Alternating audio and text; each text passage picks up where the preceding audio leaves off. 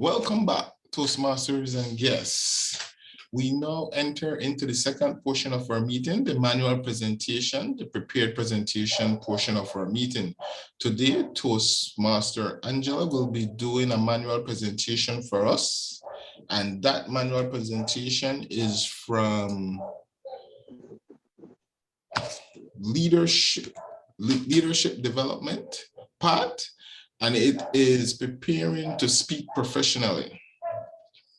Angela is a teacher, a blogger, and a published author. She has been a member of Toastmasters for quite some time and is working on her third pathway. Today, her presentation is Be Creative, Take Control of Your Life. Angela Lansbury, be creative, take control of your life. Angela, the floor is yours. I'm just going to share the screen.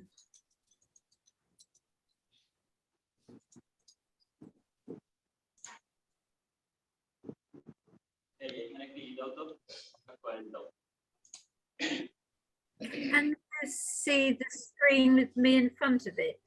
Yes, I can. Excellent. You are in control. You are in control. Be creative. Well, there are times when you feel in control and times when you feel out of control. And I'd like to tell you that you, your family, and everybody you know can be in control and should be in control. Now, I've recently experienced the situation of becoming a grandmother, and I have a granddaughter, and I would like to be in control and help her to be in control. And what I would tell her at each stage of her life, from now until when she becomes a mother, I would like to share with you and get your feedback on what else I could add to what I'm going to write for her. And I'm going to put this down in different places so that if by any chance I pass away, as logically might be the case, before she becomes a mother, she will still be able to tell her daughter, this is what your grandmother told me and what I can tell you. Now, these are the things I'm going to look at. I'm going to look at and share with you every part of life where you can be in control from birth to death, and as I've just demonstrated, even afterwards. First of all, birth. I think we would all agree that most people nowadays know about birth control. It's not a totally new idea. The ancient Egyptians had it. And most people decide about birth control many times in their lives. Now, when I was a teenager, the age of consent in the UK was 16. And I remember when I was 16, a boy who had designs on somebody, but asked me, are you 16? And I said to a friend of mine, what difference did it make? And she said, it's the age of consent. Now, another boy in the same era said to me, his father had told him that he should always have condoms inside his wallet so that if he had an opportunity, he still did not take advantage of the girl and get her pregnant and leave somebody responsible for a new life, a baby, with parents who were not old enough. That was right from the get-go, from the age when he might have had a relationship with a girl. He might not have had relationships with a girl for another 10 years, but from the moment he was capable of doing so, he was sure, his father made sure that he was not going to give birth to a child too early. So birth control can take place right from the start of when you're a teenager until you are deciding, should you have a child or not, and how will you do it? we live in a wonderful era. Not only do we have access to birth control, in the UK, it's free from the National Health Service. It may not be free in your country, but if you are wealthy or if you have enough money, either you can obtain it or you can give it to those who need it. Now, what was done in Glasgow many years ago, there was a doctor who looked at women who were having 11, 12, 13, 14, 15, 16, even 20 children, one every 9 months, one every year, until they were exhausted, they couldn't look after the children, they were worn out. And so he introduced birth control initially for those women who he thought had had too many children already for their bodies to cope with, and they were at risk of certain problems. Nowadays, most women, in theory, can go on having unlimited numbers of children until you see a problem. Now, when I gave birth, I've only had one child, and I had a problem with my first child. I had pre-eclamptic something or other, and I kept losing blood and threatening to lose the baby and had to have bed rest. And it was deemed important that I should be careful. Now, this doctor back in Glasgow, he gradually reduced the numbers of women, the numbers of babies he thought it would be safe to have. He would first of all give birth control to women who'd had more than 20 babies, more than 16, more than 10, more than 6, more than 4, and then eventually to anybody who wanted it for any reason or because they had a good medical reason because their life would be in danger. Now, this is something that worldwide, every government decides. In Ireland, it's been going up and down. In America, each state is different. People are campaigning for no abortions. Others are saying if you're raped, you should have an abortion. It's a debate that's still going on, and people are in control. People in the government are taking control and saying, you are not to have an abortion, or you have a right to decide, or you can have one, but only if 2 doctors decide it's in your, you need it for health reasons, or you can only have it if you have signed an abortion, if you sign a consent form. All the way through, there are controls, but the idea is that eventually someone takes control. Now, there are 3 people who can take control at each stage of any decision, whether it's birth or anything else. There's you, yourself. You can decide for yourself and your immediate family, your spouse, your child, or even your parent. And then you can decide for those around you who you come in contact with. And if you are a lawmaker or a voter or a politician or the head of an organization, you decide for everybody. You can see how this works. It's very easy to see how it works with birth control. Now, what else does it work with?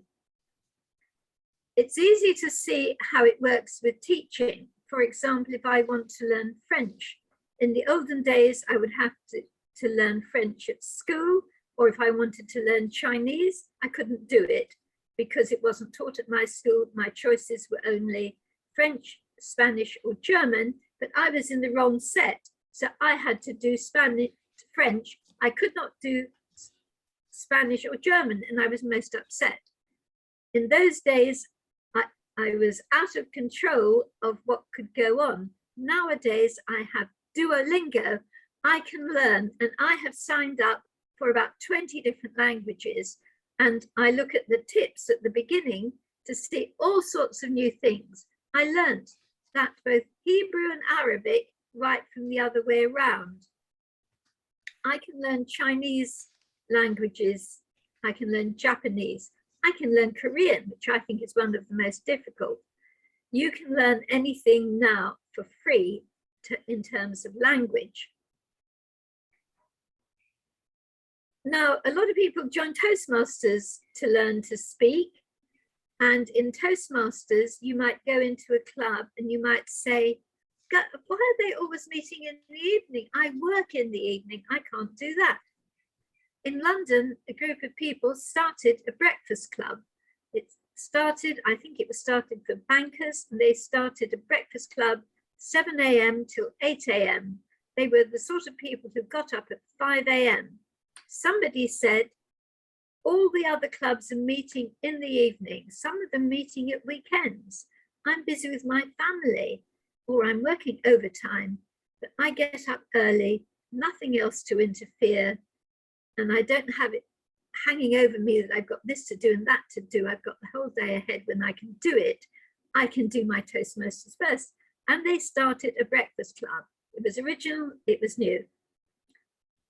There are other companies that want people to come in early and they give a free breakfast. Then people are not sitting at home hanging around waiting for breakfast. They're not arriving late and starting work without breakfast. They serve free breakfast. Everyone comes in early. It's a chance to sit and talk. You can even say to your boss, I haven't got on with this. I don't know where to start.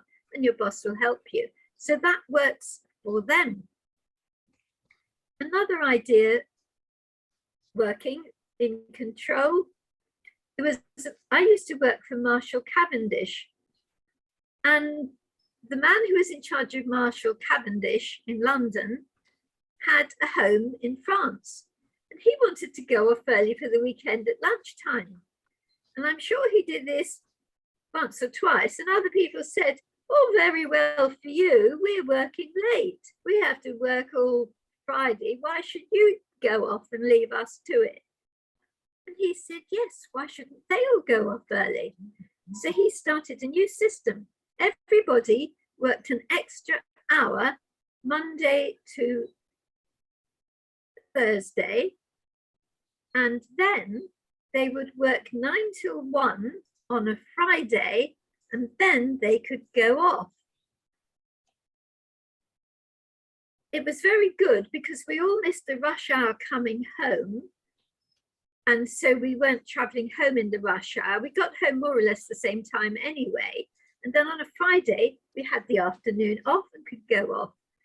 If by any chance we had to work overtime, we worked overtime and got paid extra by working till 5 o'clock, another 3 hours, 2 to 5.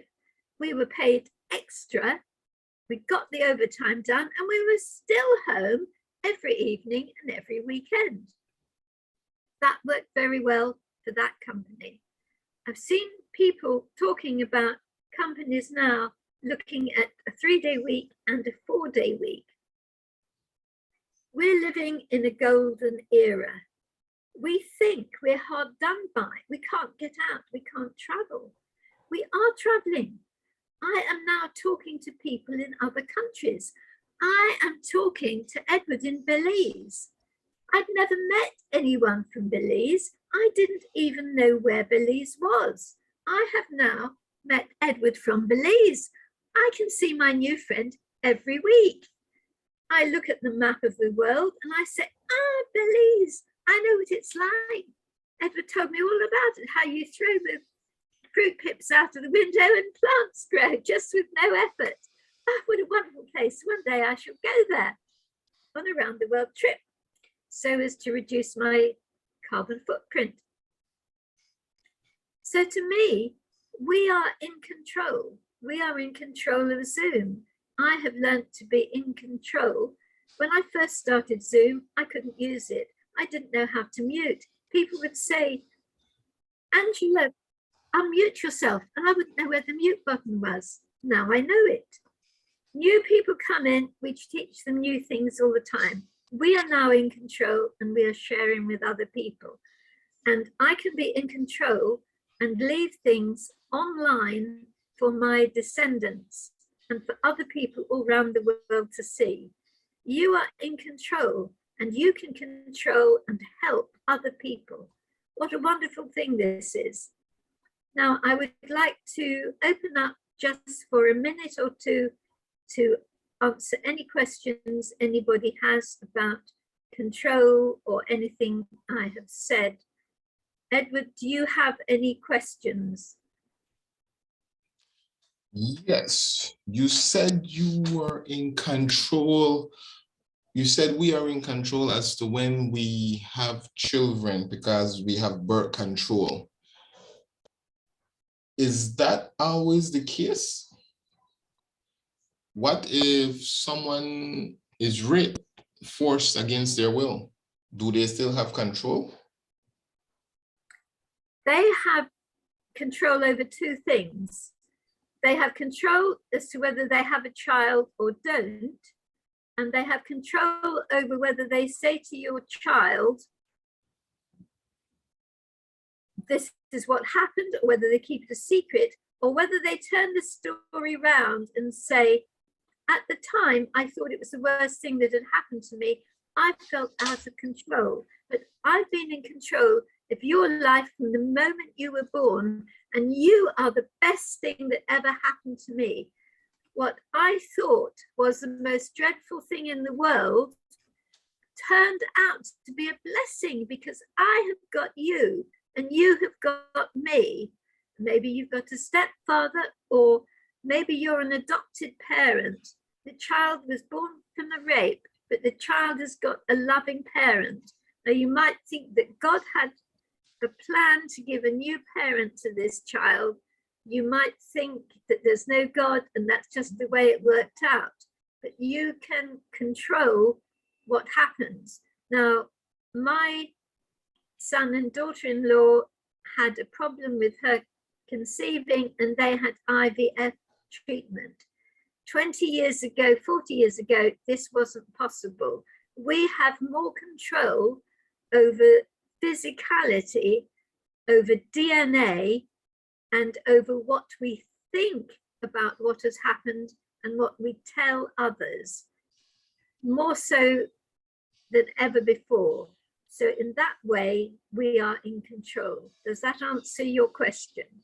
Yes, it does. You also spoke about being able to learn different languages. But is that true? Do we really have control of that, especially those of us with learning disabilities?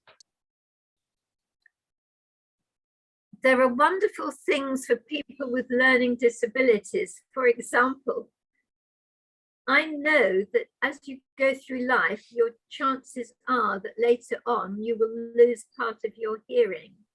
And I am now watching people giving sign language, and I can sit on Singapore Airlines and see them telling a plane coming in to land and a plane taking off. And I'm thinking, one day I will be able to learn sign language. Also, you can understand my saying thank you, and that would be goodbye. Now, years ago, you wouldn't have been able to do that. You wouldn't have had Zoom. You would have had to rely on the sound. But now you can also see subtitles. They've got a system, I think, in Google Meet for meetings where you can have the subtitles coming up when people are speaking, so that if you're deaf, you can see what people are saying. So you can you can combine what you can see from the lip reading with what's written underneath. So that's a help for people who've got problems with the hearing. There's a girl who can't hear, who plays percussion instruments, and she feels through her feet the vibrations on the ground. There are just amazing things being done. They're developing systems so that people who can't move can think, and their thoughts are being transferred. In the next 20 years, the most amazing control will be there, and the scientists are being creative to help. So think happily. We are all in better control than ever before. You can be creative. You will be more in control in the future. Back to you, Toastmaster of the Day, Edward. Thank you, Angela, for letting us know that no matter what aspect of our lives we are in control, whether it is starting a family, learning a language, or simply joining a Toastmasters club, we are in control. Thank you, Angela Lansbury. Unfortunately, we only had one manual presentation today. Hence, we will take a break, another 5-minute break, whilst the evaluation of Angela's speech is being prepared, and then we'll resume.